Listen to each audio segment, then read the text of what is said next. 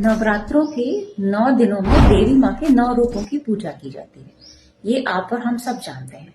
और हम ये भी जानते हैं कि हर स्वरूप, हर रूप और जीवन का हर एक दिन हमें कुछ ना कुछ नई सीख भी देता है।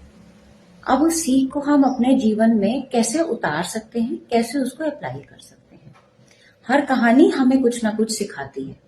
अब हम 9 दिनों की कहानी को भी अगर थोड़ा सा समझें तो पहले दिन हम माता शैलपुत्री की पूजा करते हैं। नाम में ही देखिए, नाम से ही हमें काफी कुछ समझ में आ जाता है।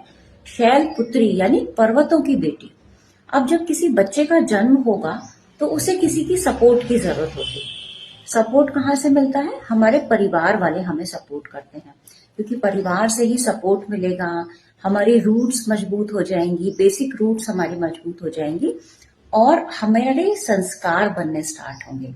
तो इस प्रथम रूप से हम क्या समझ सकते हैं, क्या सीख सकते हैं कि सबसे पहले तो हमें अपने रूट से जुड़ा रहना चाहिए हमेशा।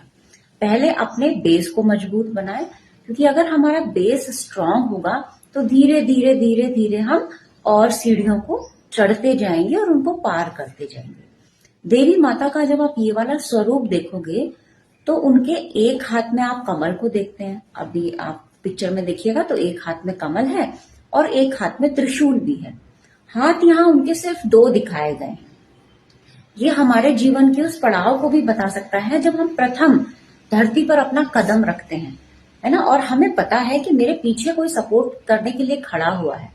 कौन है वो मेरा परिवार हो सकता है, वो मेरे माता पिता हो सकते हैं, कोई भी हो सकता है मुझसे बड़ा। जब मैं आया तो मेरी सपोर्ट के लिए कोई मेरे साथ में खड़ा हुआ है। तो जब हमें ये पता होता है कि मेरे पास सपोर्ट है, बैक सपोर्ट है, तो क्या होता है, मेरे मन से हर तरह का डर निकल जाता है। तो सपोर्ट, मन के डर को निकालने के लिए हमें इस स्वरूप को समझना चाहिए।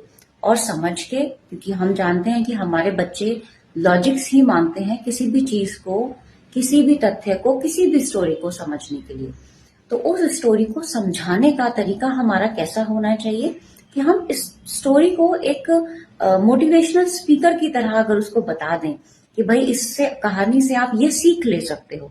क्योंकि कोई भी जो रूट होगी उसका मजबूत होना जरूरी है, और ये मजबूती से अगर हमने पार किया इस पड़ाव को तो लाइफ में हम आगे कितना आगे बढ़ सकते हैं।